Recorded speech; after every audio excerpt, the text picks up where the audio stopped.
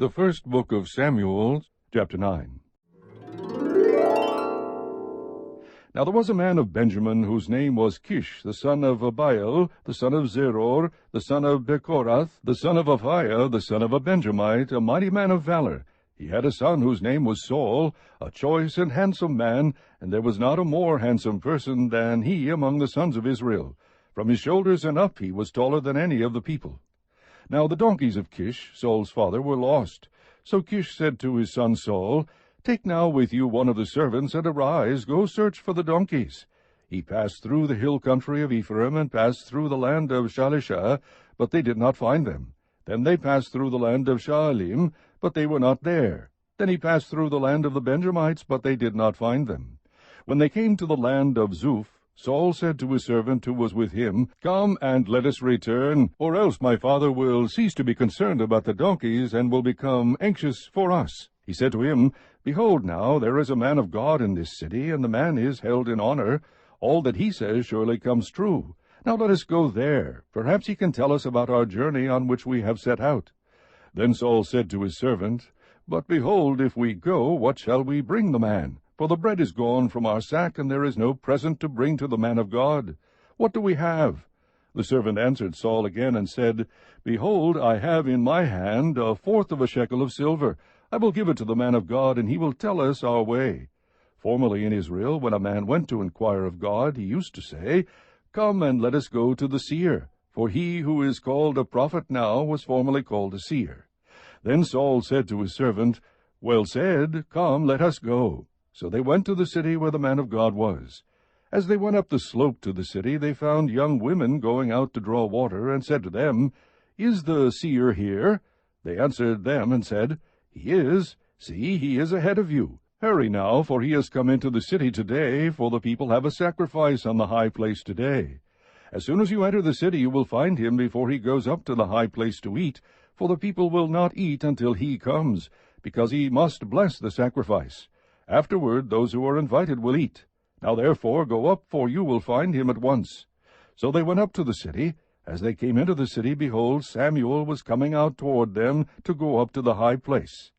Now a day before Saul's coming, the Lord had revealed this to Samuel, saying, "About this time tomorrow I will send you a man from the land of Benjamin, and you shall anoint him to be prince over my people Israel, and he will deliver my people from the hand of the Philistines. For I have regarded my people, because their cry has come to me." When Samuel saw Saul, the Lord said to him, "Behold, the man of whom I spoke to you. This one shall rule over my people." Then Saul approached Samuel in the gate and said, "Please tell me where the seer's house is." Samuel answered Saul and said, "I am the seer. Go up before me to the high place, for you shall eat with me today, and in the morning I will let you go, and will tell you all that is on your mind. As for your donkeys, which were lost 3 days ago, do not set your mind on them, for they have been found. And for whom is all that is desirable in Israel? Is it not for you and for all your father's household?" Saul replied, "Am I not a Benjamite, of the smallest of the tribes of Israel, and my family the least of all the families of the tribe of Benjamin? Why then do you speak to me in this way?" Then Samuel took Saul and his servant, and brought them into the hall, and gave them a place at the head of those who were invited, who were about 30 men. Samuel said to the cook, "Bring the portion that I gave you, concerning which I said to you, set it aside." Then the cook took up the leg with what was on it, and set it before Saul. And Samuel said, "Here is what has been reserved. Set it before you and eat, because it has been kept for you until the appointed time, since I said I have invited the people." So Saul ate with Samuel that day. When they came down from the high place into the city, Samuel spoke with Saul on the roof. And they arose early, and at daybreak Samuel called to Saul on the roof, saying, "Get up, that I may send you away." So Saul arose, and both he and Samuel went out into the street. As they were going down to the edge of the city, Samuel said to Saul, "Say to the servant that he might go ahead of us and pass on. But you remain standing now, that I may proclaim the word of God to you." Chapter 10. Then Samuel took the flask of oil, poured it on his head, kissed him, and said, "Has not the Lord anointed you a ruler over his inheritance? When you go from me today, then you will find 2 men close to Rachel's tomb in the territory of Benjamin at Zelzah. And they will say to you, The donkeys which you went to look for have been found. Now behold, your father has ceased to be concerned about the donkeys, and is anxious for you, saying, What shall I do about my son? Then you will go on further from there, and you will come as far as the oak of Tabor, and there 3 men going up to God at Bethel will meet you, one carrying 3 young goats, another carrying 3 loaves of bread, and another carrying a jug of wine. And they will greet you and give you 2 loaves of bread, which you will accept from their hand. Afterward you will come to the hill of God, where the Philistine garrison is. And it shall be, as soon as you have come there to the city, that you will meet a group of prophets coming down from the high place, with harp, tambourine, flute, and lyre before them, and they will be prophesying. Then the Spirit of the Lord will come upon you mightily, and you shall prophesy with them, and be changed into another man. It shall be, when these signs come to you, do for yourself what the occasion requires, for God is with you. And you shall go down before me to Gilgal, and behold, I will come down to you to offer burnt offerings and sacrifice peace offerings. You shall wait 7 days until I come to you, and show you what you should do. Then it happened, when he turned his back to leave Samuel, God changed his heart, and all those signs came about on that day. When they came to the hill there, behold, a group of prophets met him, and the Spirit of God came upon him mightily, so that he prophesied among them. It came about, when all who knew him previously saw that he prophesied now with the prophets, that the people said to one another, What has happened to the son of Kish? Is Saul also among the prophets? A man there said, Now who is their father? Therefore it became a proverb, Is Saul also among the prophets? When he had finished prophesying, he came to the high place. Now Saul's uncle said to him and his servant, Where did you go? And he said, To look for the donkeys. When we saw that they could not be found, we went to Samuel. Saul's uncle said, Please tell me what Samuel said to you. So Saul said to his uncle, He told us plainly that the donkeys had been found. But he did not tell him about the matter of the kingdom which Samuel had mentioned. Thereafter Samuel called the people together to the Lord at Mizpah, and he said to the sons of Israel, Thus says the Lord, the God of Israel, I brought Israel up from Egypt, and I delivered you from the hand of the Egyptians and from the power of all the kingdoms that were oppressing you. But you have today rejected your God, who delivers you from all your calamities and your distresses.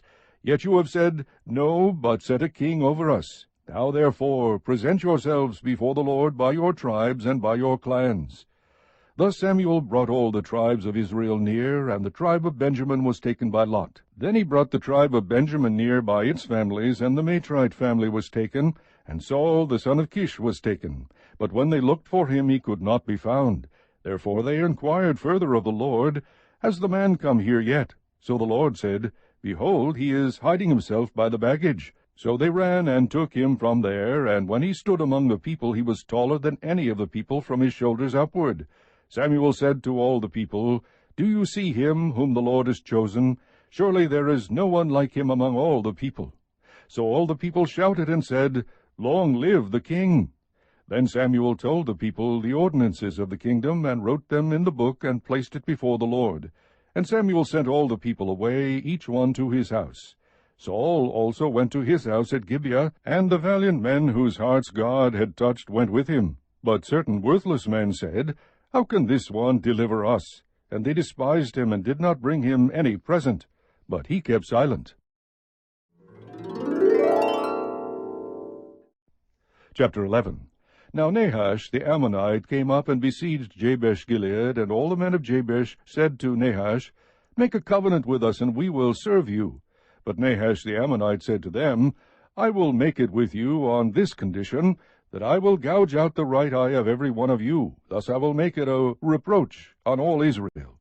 The elders of Jabesh said to him, Let us alone for 7 days, that we may send messengers throughout the territory of Israel. Then if there is no one to deliver us, we will come out to you. Then the messengers came to Gibeah of Saul, and spoke these words in the hearing of the people, and all the people lifted up their voices and wept. Now behold, Saul was coming from the field behind the oxen, and he said, What is the matter with the people that they weep? So they related to him the words of the men of Jabesh. Then the Spirit of God came upon Saul mightily when he heard these words, and he became very angry. He took a yoke of oxen and cut them in pieces and sent them throughout the territory of Israel by the hand of messengers, saying, Whoever does not come out after Saul and after Samuel, so shall it be done to his oxen. Then the dread of the Lord fell on the people, and they came out as one man. He numbered them in Bezek, and the sons of Israel were 300,000, and the men of Judah 30,000. They said to the messengers who had come, Thus you shall say to the men of Jabesh-Gilead, Tomorrow, by the time the sun is hot, you will have deliverance. So the messengers went and told the men of Jabesh, and they were glad. Then the men of Jabesh said, Tomorrow we will come out to you, and you may do to us whatever seems good to you. The next morning Saul put the people in 3 companies, and they came into the midst of the camp at the morning watch, and struck down the Ammonites until the heat of the day. Those who survived were scattered, so that no 2 of them were left together. Then the people said to Samuel, Who is he that said, Shall Saul reign over us? Bring the men that we may put them to death. But Saul said, Not a man shall be put to death this day, for today the Lord has accomplished deliverance in Israel. Then Samuel said to the people, Come and let us go to Gilgal and renew the kingdom there. So all the people went to Gilgal, and there they made Saul king before the Lord in Gilgal. There they also offered sacrifices of peace offerings before the Lord, and there Saul and all the men of Israel rejoiced greatly. Chapter 12. Then Samuel said to all Israel, Behold, I have listened to your voice in all that you said to me, and I have appointed a king over you. Now here is the king walking before you, but I am old and gray, and behold, my sons are with you. And I have walked before you from my youth even to this day. Here I am, bear witness against me before the Lord and his anointed. Whose ox have I taken, or whose donkey have I taken, or whom have I defrauded? Whom have I oppressed? Or from whose hand have I taken a bribe to blind my eyes with it? I will restore it to you. They said, You have not defrauded us, or oppressed us, or taken anything from any man's hand. He said to them, The Lord is witness against you, and his anointed is witness this day, that you have found nothing in my hand. And they said, He is witness. Then Samuel said to the people, It is the Lord who appointed Moses and Aaron, and who brought your fathers up from the land of Egypt. So now take your stand, that I may plead with you before the Lord concerning all the righteous acts of the Lord which he did for you and your fathers. When Jacob went into Egypt, and your fathers cried out to the Lord, then the Lord sent Moses and Aaron, who brought your fathers out of Egypt, and settled them in this place. But they forgot the Lord their God, so he sold them into the hand of Sisera, captain of the army of Hazor, and into the hand of the Philistines, and into the hand of the king of Moab, and they fought against them. They cried out to the Lord, and said, We have sinned, because we have forsaken the Lord, and have served the Baals and the Ashtaroth. But now deliver us from the hands of our enemies, and we will serve you. Then the Lord sent Jerubbaal, and Bedan, and Jephthah, and Samuel, and delivered you from the hands of your enemies all around, so that you lived in security.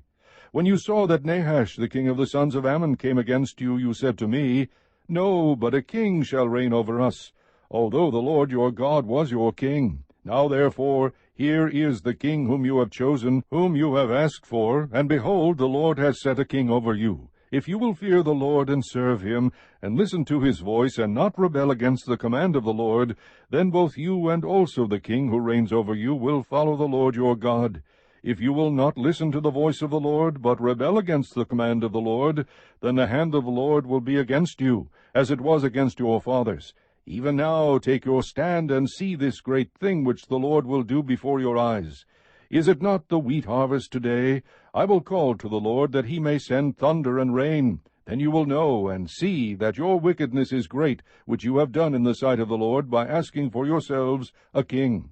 So Samuel called to the Lord, and the Lord sent thunder and rain that day. And all the people greatly feared the Lord and Samuel. Then all the people said to Samuel, Pray for your servants to the Lord your God, so that we may not die, for we have added to all our sins this evil by asking for ourselves a king. So Samuel said to the people, Do not fear, you have committed all this evil, yet do not turn aside from following the Lord, but serve the Lord with all your heart.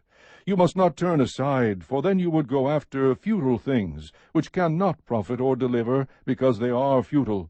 For the Lord will not abandon his people on account of his great name, because the Lord has been pleased to make you a people for himself. Moreover, as for me, far be it from me that I should sin against the Lord by ceasing to pray for you. But I will instruct you in the good and right way. Only fear the Lord, and serve him in truth with all your heart, for consider what great things he has done for you. But if you still do wickedly, both you and your king will be swept away.